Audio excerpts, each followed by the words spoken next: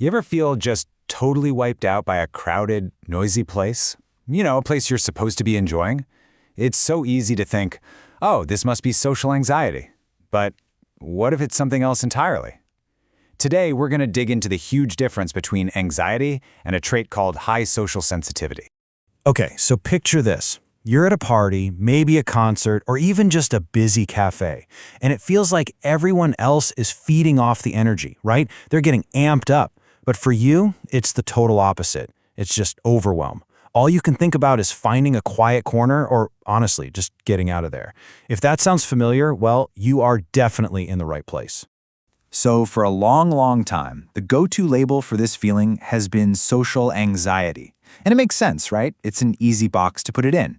I mean, you feel overwhelmed in a social situation, you want to leave, seems to fit the bill. But here's the thing. What if that label just doesn't tell the whole story? Not even close. Okay, this slide right here, this is the absolute heart of the matter. On one side, you've got social anxiety. That's all about a fear of being judged. It's psychological. It's kind of like a software issue, right? But then look at the other side, high social sensitivity. This has nothing to do with fear. It's about your brain's hardware. It's neurological. Your system is just getting flooded with way too much information. So let's actually define what we're talking about here. High social sensitivity. And this is key. It's a trait, not a disorder. Basically, it just means your brain is wired to process everything around you with incredible depth and detail. So you're not just hearing a conversation, you're absorbing all the little things, all the extra data from the environment. I love this way of thinking about it. Imagine your brain is like a super high-tech 4K camera, but you're living in a world where most people are just using standard def. You are literally capturing way more data from every single moment. It's not a flaw, not at all. It's just a higher fidelity experience of life. But yeah, processing all that extra information, that takes a ton of energy. So, what are these layers we keep talking about? Well, think about it. While someone else might just hear the general buzz of a party, your brain is tracking all of this at once.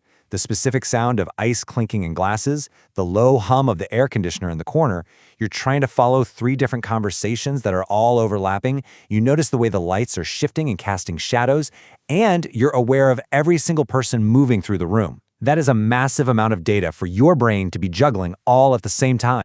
And this brings us to a really important idea called cognitive load.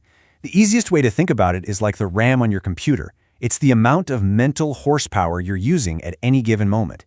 See, every little task, every sound, every sight, it all takes up a piece of that mental bandwidth. So, and this is the whole point, if you're processing way more data every second, your cognitive load is just going to shoot up so much faster. And this chart, it shows you exactly what's happening. In the very same room, someone with typical sensory processing might be using, say, 50% of their mental energy. They've got plenty of room to spare. But if you have heightened sensitivity, you're hitting 90%, maybe even 100% way quicker. So you see, it's not that you're antisocial. It's that your brain is literally running out of processing power. It's maxed out. So we need to completely reframe how we look at this. This is not a weakness. It's not some anxiety that needs to be fixed. The source material puts it beautifully. It's the sign of a rare mind. A mind that's just uniquely tuned to all the little subtleties of the world.